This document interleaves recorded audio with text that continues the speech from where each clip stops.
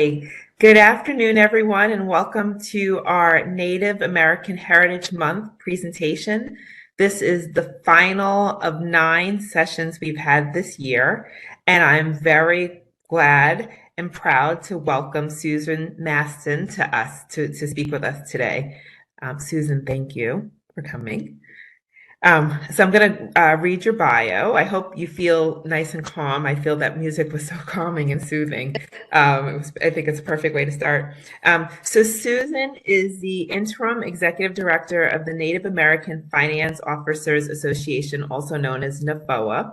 As a citizen of the Yurok tribe of Northern California, she came to NAFOA as a lifelong political activist and advocate for tribal and women's rights.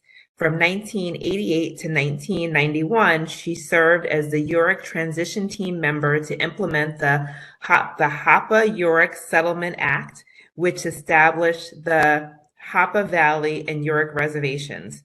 She then served as the Yurok tribal chairperson from 1997 to 2003 and continued for an additional 2 terms as the tribal vice chair.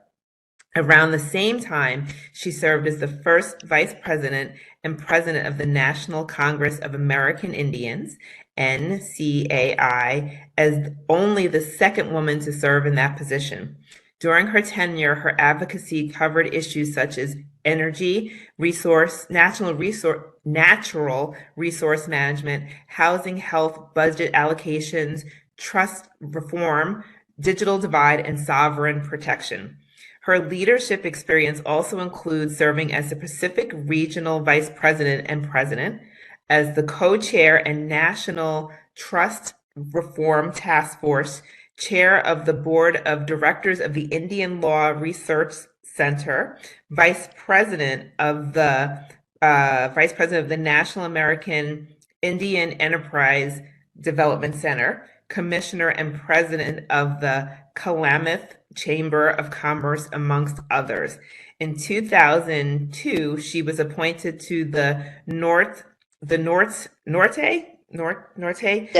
thank you, County of Board of Superiors for the by the governor of California. She remains very active in traditional Yurok tribal practices, which includes fishing and gathering on the Klamath River. She's also responsible for the protection and care of her family's ceremonial regalia. It's so wonderful to meet you. It's an honor to meet you, Susan. And as we were just showing, well, you're not going to get to show the group here, but you just showed us your beautiful river that runs right behind you. And so I just imagine the level of serenity and trust and how you get to marvel at the beauty of the land that you're living on right outside your door every day. What a lucky person you are. So. Yes, I am. So, Queen Mayor, warmest greetings, my relatives. I'm honored to be here with you today on behalf of NAFOA. She's talking about, I showed out my kitchen window, and the Pacific Ocean is where the Klamath River, the second largest river in California, meets the Pacific Ocean. And this is also, we were fortunate that our family village, Rekwoi, is our traditional village, and our traditional home is, I can see out my kitchen window. So the house that I live in now, my great-grandfather built in 1910. So my ancestors are buried here because this is where we are from. And so when the government did allotments, we were so fortunate that our village and our traditional home is exactly where our allotment is. And so this is where my people have been since the beginning of time. And I was joking a little earlier, but it's quite serious that every morning I wake up and I'm reminded of what my responsibility as a Yurok person is, and that is to care for and protect the land and the Klamath River and the resources that are here for today and for future generations. Thank you for that. And I do think, there's so much to be said about being able to be connected with your ancestors, and what a blessing it is for you to be able to walk amongst your people every day, and generations of people. So I can't imagine that you don't wake up every day with a bit of joy in your heart and know that you have a bit of protection, a hedge of protection around you, really, as you navigate through life. So let's jump in. I have a lot of questions for you. I really do love, as I mentioned, this is our ninth of the series of federally recognized Heritage Awareness Months that we are celebrating. And I really do love Native American History Month because talk about just it's our land, it's our country, and it's our land, and it's not a population of people that we get to shine a light on very often. So for me, we did one last year. You know, we send out a written piece. We did a conversation with one of our employees last year, and we did a written piece this year in this conversation with you. And I just really feel like these conversations really do get to shine a light on our underrepresented people, our employees, underrepresented employees, and underrepresented people in this world. So in this country. So I take it as such a great responsibility, and our employees really do. It resonates with them. So your work supports many tribes nationally. As we're beginning, I'm wondering if you could tell us a little bit about Indian country. How many federally recognized tribes are there? How many NAFOA member tribes do you represent? And then in your bio, I'm asking you a lot, but in your bio, it mentions sovereign protection. So can you, I feel like that's kind of a holistic primer question, is telling us who you are, what you do, and what it all means. So NAFOA was founded in 1982, and it was founded to support tribal economies through sound economic development and fiscal policy that supports strengthening governance and the exercise of sovereignty for tribal nations. And so we do this in a variety of ways, which I'll talk to you about later, to focus more on the first part of your question now, and that's that there are 574 federally recognized tribes that the government recognizes today. There are still tribes because the government had a number of policies that were meant to disrupt our traditional way of life and to separate us from our land and our resources. So there were policies that were intentionally directed to do that. And so part of that was termination. So there are still tribes who are trying to gain federal recognition, and they have to meet a number of criteria under the government to be recognized. And so I want to be able to say that, because there will be new tribes, or they're not new tribes, newly Really federally recognized. that have been here since the beginning of time. And that's the unfortunate thing about the government and its policies and laws against Native people since the beginning of contact. And so that's the unfortunate piece. All tribal governments are different and unique, and there are a few who operate under traditional governance, and a lot of tribes operate under contemporary constitutions and a form of government that was kind of orchestrated by the federal government also. And so my tribe in particular, just so you can understand it, my tribe has always been federally recognized but wasn't formally organized until 1988. And the Yurok Settlement Act called for the split of the reservation, and it gave a 12-mile square to the Hupa and the lower approximately 54 miles of the Klamath River to the Yurok tribe. And so that called for the organization of my tribe. So we developed a constitution. That was different form of government than what we traditionally operated under. We operated under villages and heads of villages. And what was done in the village was determined by that particular village. And there were a number of villages that were located along the Klamath River and along the Pacific coast. And so in the development of our Constitution, we tried to at least have representation from areas where there were traditional villages. And so we developed our Constitution, took time to identify who we are as a people and the type of government that we would operate under, which is a 9-member council, and the chair and the vice chair were elected at large by all the people, and then the districts were elected by the people who lived within those districts to allow for that similar traditional way of a person from a particular area at least having the say over what happened in their areas. And so that's a lot different than what we operated under traditionally, but is the formal government that we operate under today. And so and that's the same with every tribe across the nation. Their form of government doesn't emulate what their traditional government may have done. But there are some, like the Pueblos and some Iroquois, who do still operate under their traditional form of government. And so those still do exist, but not to the, it's just a different governance in today's world. And it has a lot to do with the federal government's impact on us. So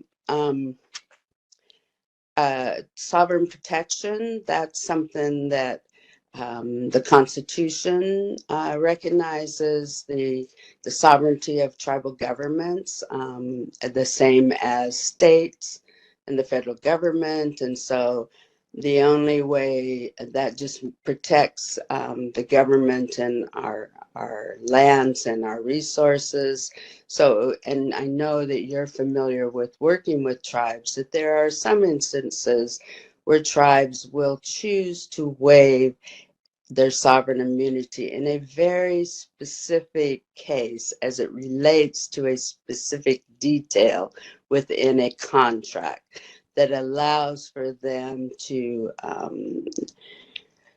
be a way for you to like settle an issue, whether it's through a court or through mediation. And that's usually what happens in that case. Otherwise, their sovereign immunities is protected. My sovereignty protection has been more around the protection of fishing rights, gathering rights, land, and so those would be areas of sovereignty and under the tribe. And so when there is like, if someone comes to impact our river or our fish or our land, mine would be to protect those resources from those impacts so that they would be here for future generations. You mentioned just to one part that just piqued my interest was you mentioned the Constitution, written into the Constitution. Is that referring to the United States Constitution, or is that the Constitution of your own tribal government?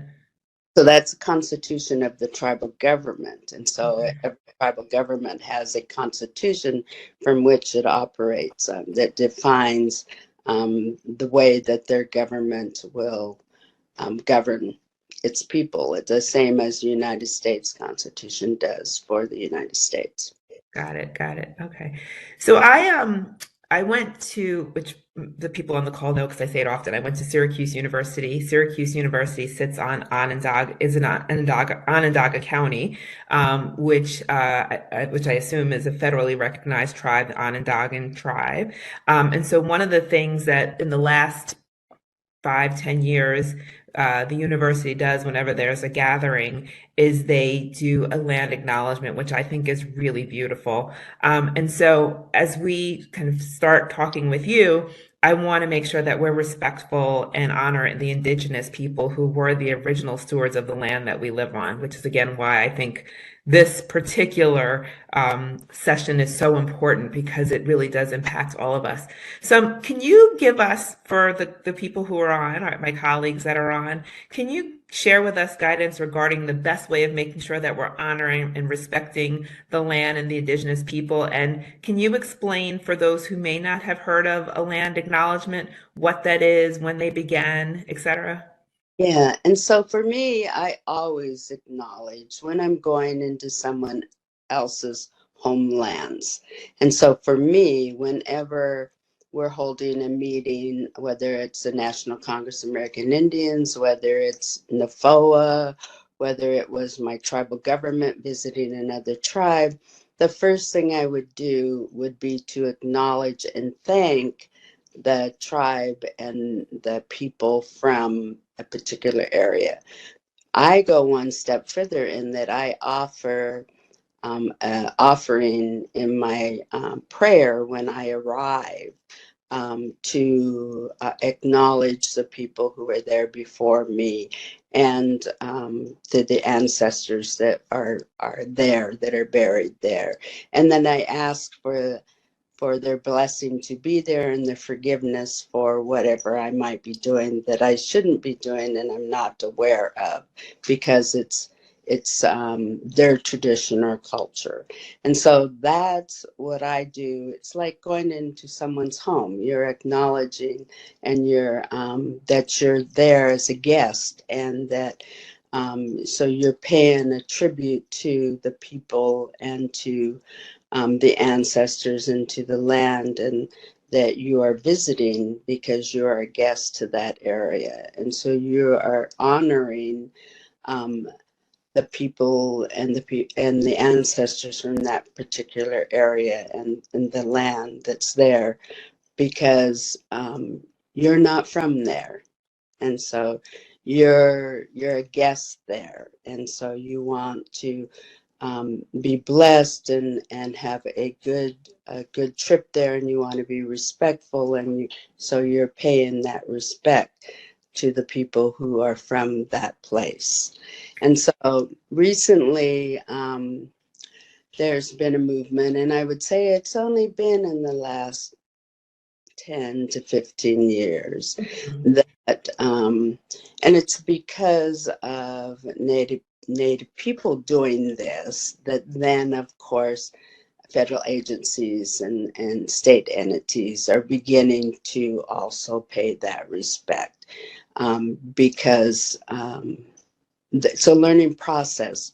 No one is taught in the schools about Native people and the culture and traditions, and what happened to us and when non-natives came here, and the history of all of the policy and laws that have impacted us. And so it's not anyone's fault that they don't know, but we spend a lot of organizations that represent Indian country as well as the tribal government spend a lot of time, energy, and money educating our elected officials and our agency partners at the local, state, and national level as to tribal sovereignty, government to government relationship, their trust responsibilities to the tribe.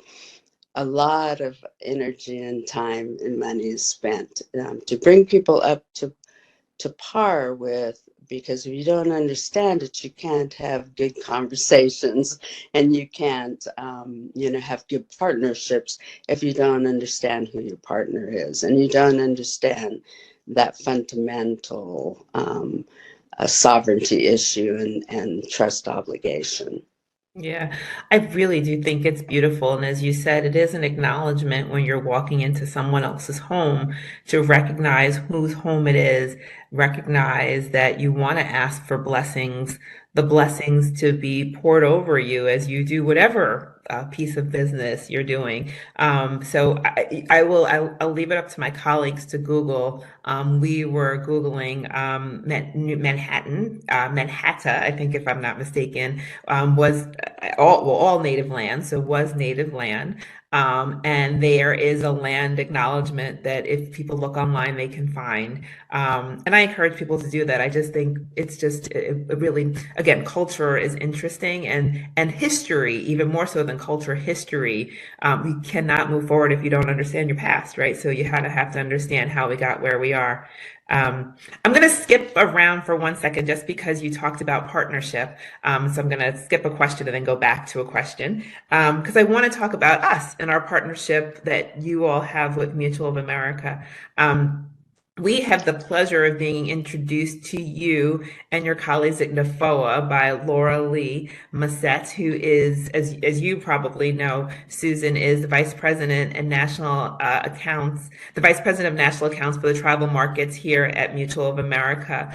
Laura Lee is a enrolled member of the Suquamish Tribe of Washington and a Chippewa Cree, born in Rocky Boy, Montana.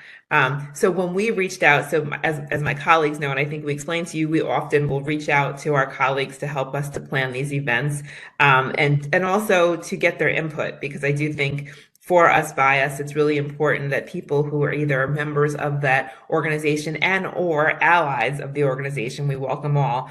We always want to make sure that their voices are put into these sessions. And so when we asked her who we should engage for this session, she immediately suggested NAFOA, as we're one of the one of the corporations that proudly partner with your organization to provide the tribal governments with financial education and support.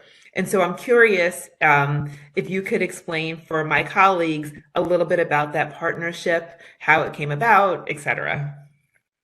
So I believe it was 4 years ago that Mutual of America first came to one of our conferences. And so they've been a conference sponsor for the past 4 years. I think you missed a couple in between, but a pretty substantial partner.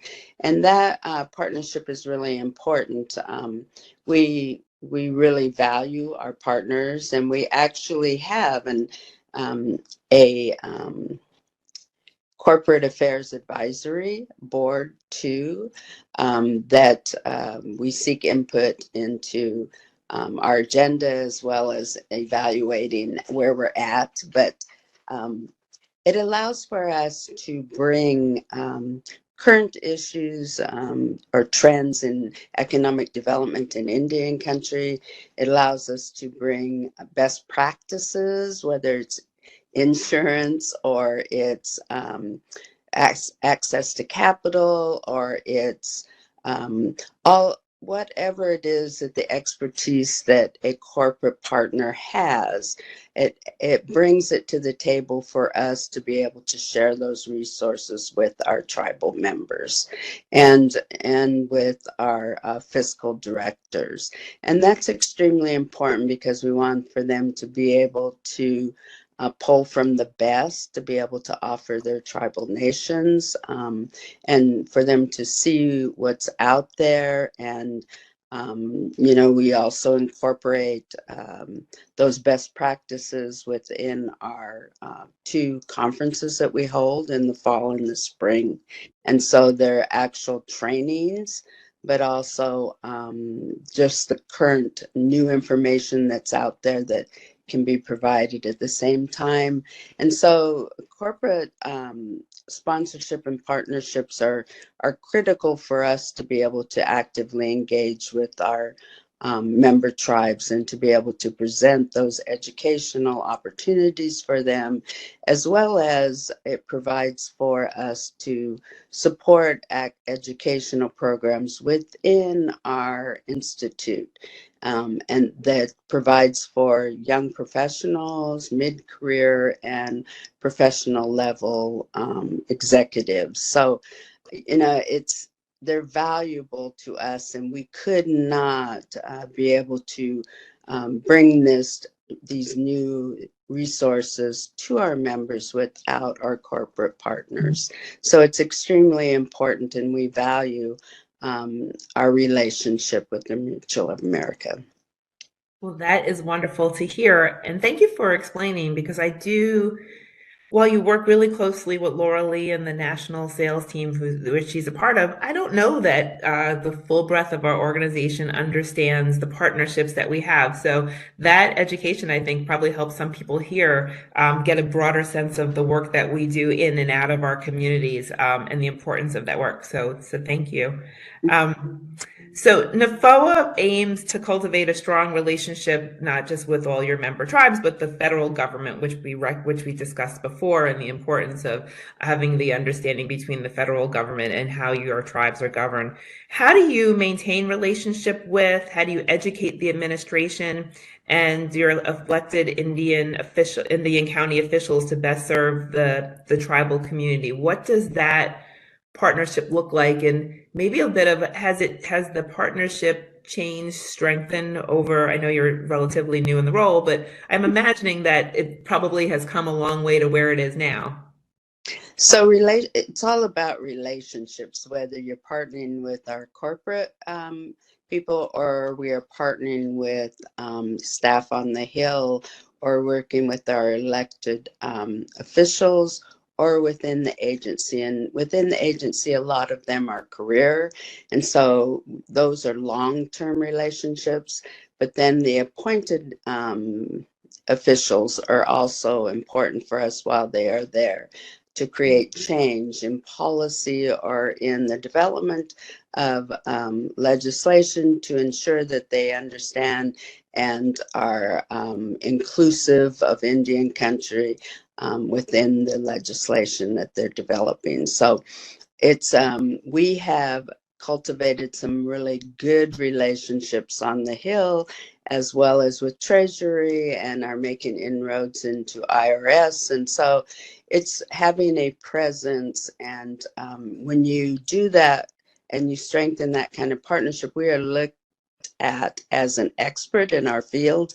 And so if they are doing any kind of hearings, we get called on a lot to testify at a hearing on particular issues. And I have, even though I've only been here since June, participated in a couple of them, one with Treasury and IRS for the Financial Literacy Commission. Actually testified with that. And then the Senate Select Committee on Indian Affairs recently testified over some of the energy monies that are available at this time. So there has been this relationship that we have spent years cultivating that is paying off for us and allowing for us to have a good voice to advocate for on behalf of our tribes. There's two expressions that come to mind as you're speaking. I could probably come up with a bunch of them, but the two that I'm thinking of: one, representation matters, and two, the importance of having a seat at the table. You don't want people legislating on your behalf without your voice being in the room. If I'm not mistaken, and I didn't Google this, but you may know, I think there is now one or two Native Americans who are now a member of, recently elected to the House of Representatives. Is that correct? Yes, A woman? correct. Sharice Okay. Davis, and you just caught me off guard. So my brain, of course, went on vacation. Of course it did. Well, we'll come back to that, but I do remember that I thought Yes. that it was, if I'm not mistaken, in this last class or the class before that, which also had, I think, the largest number of women, congresswomen. We also had a representative, which may have been our first from Native land, if I'm not mistaken. And so I think, you said a key thing, and that is, I have seen where one person has made all of the difference by being at the table. And that is the most significant and important thing is to have a voice at the table. And so we have not had a voice in the table in the past. And more recently, we are at the table more often than we are not at the table. And that is a credit to Indian country for developing relationships and pushing doors when doors weren't open, to ensure that our voices were heard. And that's exciting to see. It's exciting to see that, we're recognized now and that our voice is sought, that they're coming to us to be at the table and to testify. That's a new twist, and that is different and exciting to see, that wasn't there 40 years ago when I first started getting involved in tribal government and testifying at the Hill. So I think there times do change, but it is so critical because for us, it's even though it's this day and time, and we have active tribal governments. I always say it doesn't matter how much or how little we have, someone is going to always be looking to take it away. And so we always have to be mindful of that and to stay ahead of it. And that means being at the table, Yeah. in the conversations. And it's too important. And you can see now by having Secretary Helen and having our elected officials there, you're seeing attention being paid to the deaths at the boarding schools, the missing and murdered women in Indian country. Those were not. Did not get the attention that they needed until we actually had people in places that brought them to the table, that pushed for Yeah. that legislation or that policy. And we talked about that last year, the Indians, the schools, and how some of the natives were treated, and put into boarding schools, and culture was, kind of systematically eradicated. I want to do a little bit of a PSA to my colleagues who are listening, because this idea of a seat at the table is it's a bit of how I live my life. And so I'm going to do a PSA to my colleagues to say that, just like you said, in order to be a part of change, you have to have a seat at the table. So I try to encourage all of my colleagues. Every one of us has a perspective that's different. And many of our perspectives, regardless of whether you're the CEO, our CEO, or our receptionist, there's a view that you have, and it's a different view, and it's an important view. And so, to your point, I'll just jump on this idea of every one of us has a seat at the table, because you can't effectuate change if your voice is not there. And I am sure there are things that people see that kind of say, if only someone heard me. And so that is my kind of left turn for a quick second to say, everything that you said just resonates, not just in how you govern yourself, but how you work. Your voice matters. It does matter. Yes. And So, that doesn't matter where you're at. A work culture, is important if you're going to retain your employees. Every voice does matter. And in order to have a good culture within your workplace, it's important to hear from every level within a workplace. Otherwise, you're not meeting the need, and your people are not going to be happy where they're at. I 100% agree with you in every way.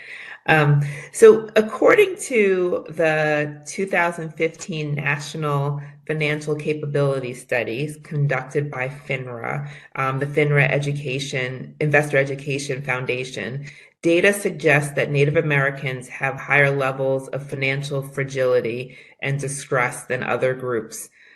What are some of the significant challenges and barriers that Native Americans face when trying to improve their financial situation?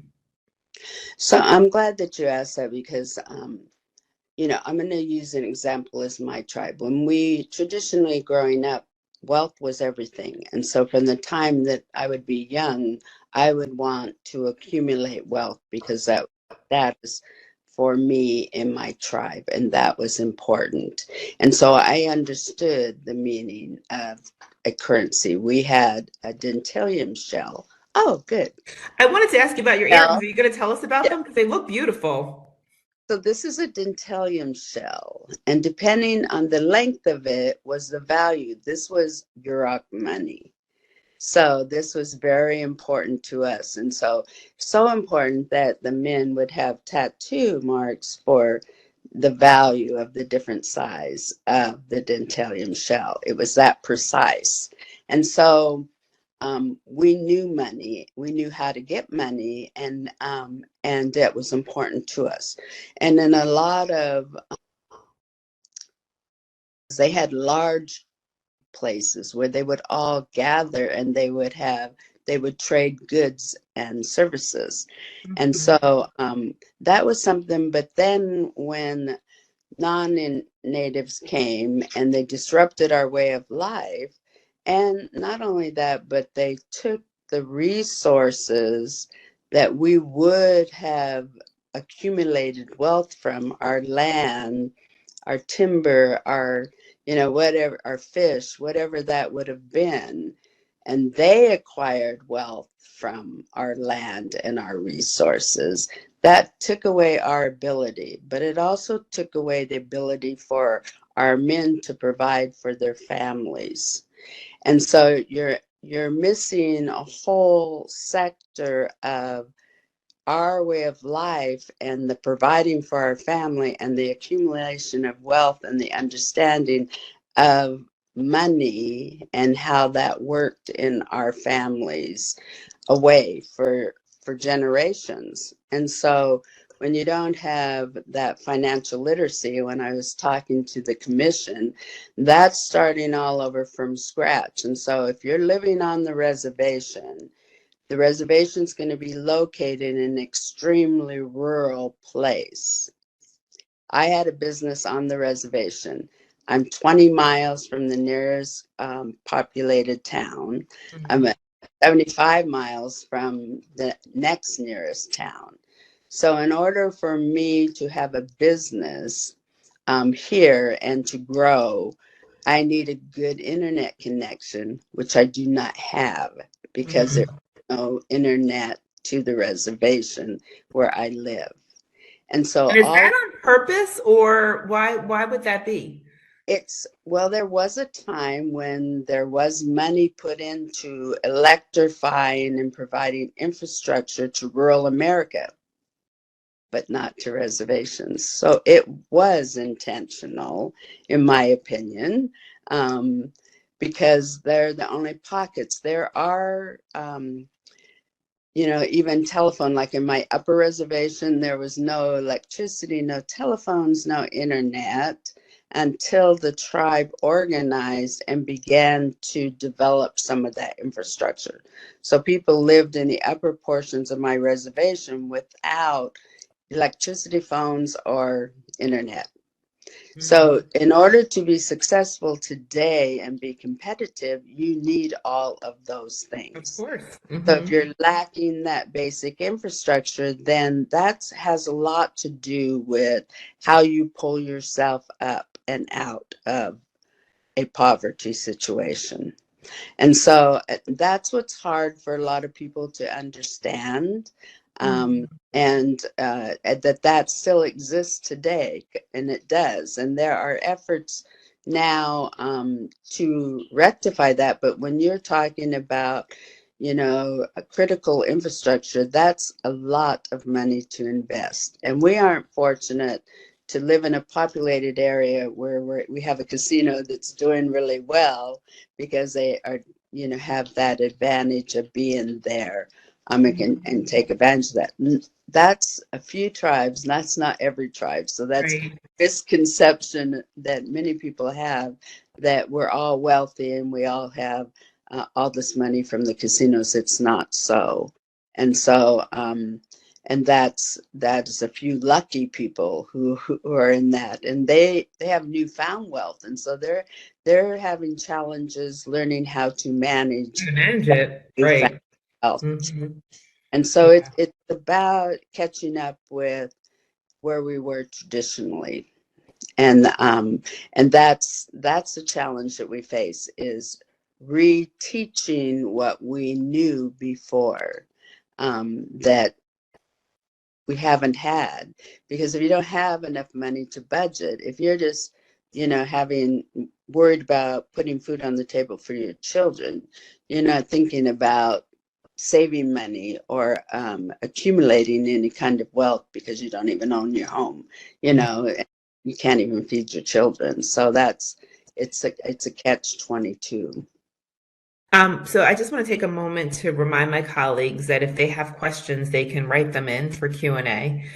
So just to do that. Just as you're thinking, what resonates, again, such an interesting conversation, so much resonates with me here, but just off script question here around the youth and attrition of the youth. Are you, when you talk about the lack of the infrastructure, the lack of, it seems to me, economic opportunities to some extent on the reservations, are you finding that the youth are staying? I don't know if there's a trend, so I'm asking you a broad trend here, but or maybe just back to your own tribe, the Yurok tribe. Are you finding that the young people are going off to find their to get those educational resources? Are they staying? How is their ability to pass the culture on from generation to generation happening as you're kind of falling into and some of the tribes are falling into a digital divide? Yes. And so I don't want to say also that all tribes that way. That Yeah, is how I know some are. broad, so we're generalizing here, but I Yeah, just we're kind of generalizing. We're not frame. all the way. A lot of us Right. have been able to, develop and take advantage of opportunities, and are very successful and able to provide for our members' needs. But most tribes cannot provide for all of the needs of their members, and that's still a reality. So, yes, a lot of our we had the relocation program, so a lot of our people were relocated to the cities, and some of them have not found their ways back home. But a lot of them are, when they get to be in their 60s or so, are coming home because of that you don't forget who you are or where you're coming from. That yearning for your home Mhm. calls them, and so a lot of them are coming home. But like for myself, I went to school and I came back in my mid 20s because of the salmon wars, and that pulled me back. My family called me home. But we are finding that we have a lot of young people who are getting MBAs and their doctor's degree, and we are trying to be able to be competitive enough to bring them home in jobs. So that's a problem now, because jobs everywhere are people are having a hard time filling jobs. And I think it's because we didn't plan for the baby boomers that retired. And so Yeah. there's this huge vacuum of, we don't have enough people to fill all of the jobs. And so as a result, there's higher wages that are being offered, and it's very competitive now for job opportunities. So we're trying to be able to bring our talent home, and it's difficult when you're making a good salary and you can have your children in excellent schools. All of that impacts your decision about whether or not you come home, because Yeah. of that isn't at home to be able to be provided for your family. Yeah. Well, as this group knows, is it because I do these sessions, this is my ninth one. So much of what you said reminds me of the immigrant story, except you're not immigrants. This is your homeland. But, I think of my parents who immigrated to the United States from Jamaica, and it's probably a very similar challenge of, do you stay? Do you go? Do you go to school? Do you come back home? Do you use your resources here, or do you develop them abroad? And to your point, you do find my friends' parents have gotten to an age where they still long for home, and so you do find people migrating back.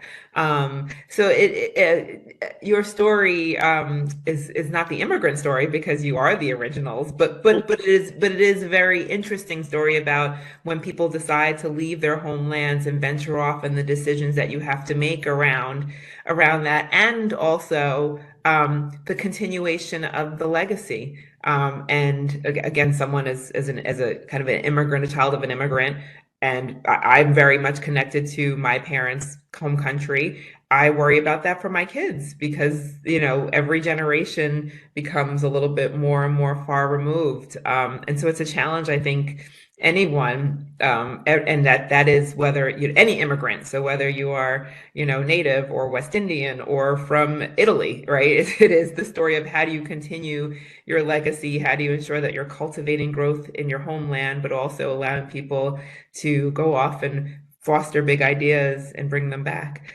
I'm gonna pull in Tish for a second. I can't see if we have any questions, so I'm gonna just stop for a moment before we get too far to just see if Tish wants to join and if we have anyone's had to ask any questions out there.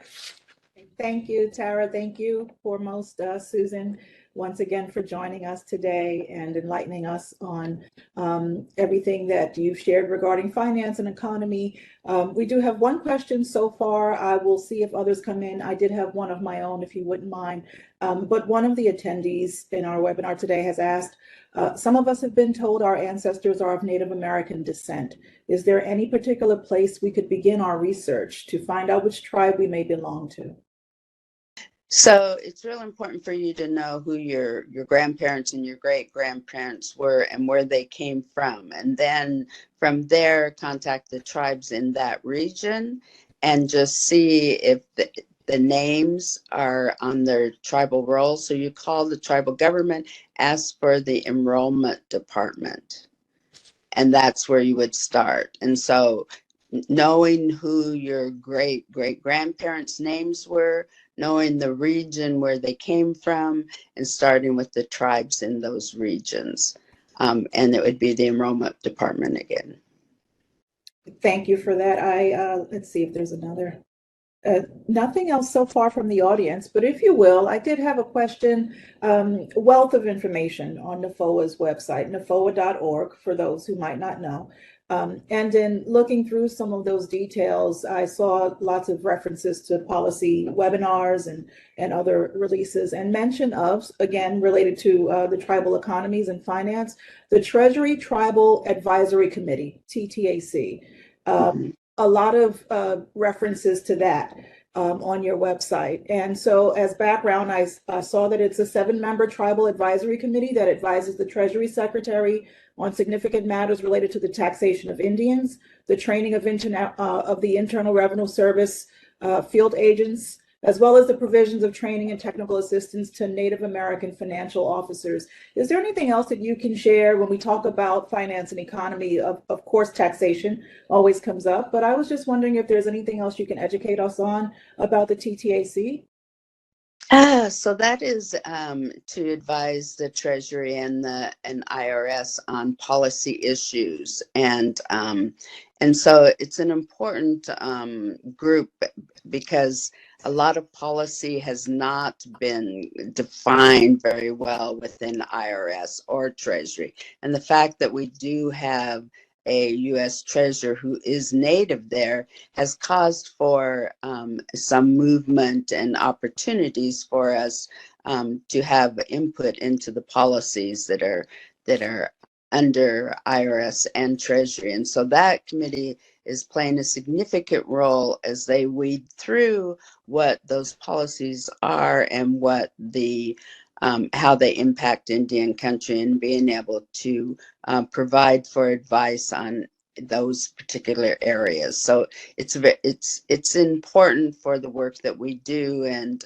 they've made some progress in that area simply because we do have someone who has a voice within the Department of Treasury and has access and opportunity. And so it's a wonderful opportunity for Indian country at this time.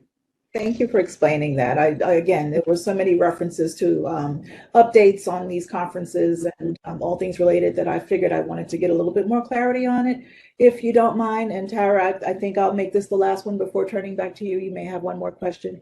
But another audience member said that they had the opportunity to spend a summer on a reservation in Canada, and it was a wonderful experience. They've asked, are tribes designated as American or Canadian tribes, or American tribes, or do they follow a different way of definition? Is there a difference? That's an interesting question. There is. And so First Nations are, and actually there's a sister organization like NAFOA. It's called AFOA. So it's AFOA, I think, AFOA. And they're a sister to us. It's with an A. I just seen it go by and it had an E.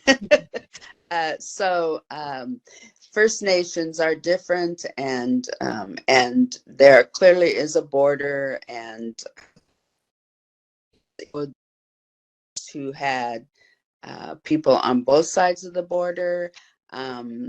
That territory and that division between the countries existing has split the people because of it. And so for recognition on the US side to be federally recognized, they're not recognizing the citizens that are on the other side of the border.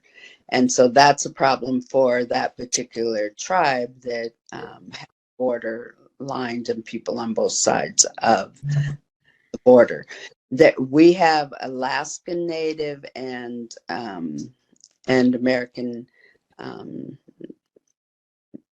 Indian tribes in America. And so that's pretty much, Alaskan Natives are referred to different than American Indian for their particular reasons. And so that's just how it's recognized for us in this particular country. So Alaskan and Native American for the lower 48. Interesting. Tara, there is one more. I see. Go ahead. I see it. Go ahead. This attendee said that they've been to Washington, D.C., to the Native American Museum, which they found fascinating. And they wonder, have you been? And what were your thoughts on it if you did? I have been. And so my thoughts are that I would have wanted it to be more contemporary, because I would want for people to know that we're alive and thriving, and that we are sovereign nations that still have our ceremonies and way of life intact, and that we aren't relics of a museum. And so I would have liked for it to go a little further than it has. I know that it hits on that, but overall it is a beautiful museum, and I just wanted for it to go a little further so that people who visit understand that we are here today, that we're unique, separate entities that have sovereign status, and that we provide for our people in this day and time, and that our culture and traditions are alive. Thank you for that. Yeah, I certainly would agree. And it's nice to be represented, but you really want to make people aware of how far you've come in terms of what your organization is all about, the strengthening of economies, the growing of finance. With that, I'm going to turn back to you, Tara. I'll go off camera again and mute myself, but thank you once more, Susan. It's been wonderful hearing from you and for the great work that you and the members of NAFOA do. So thank you. Yes, thank you. So with our last minute, I just want to do some thank yous. So Susan, I thank you and I acknowledge you and your presence and your time.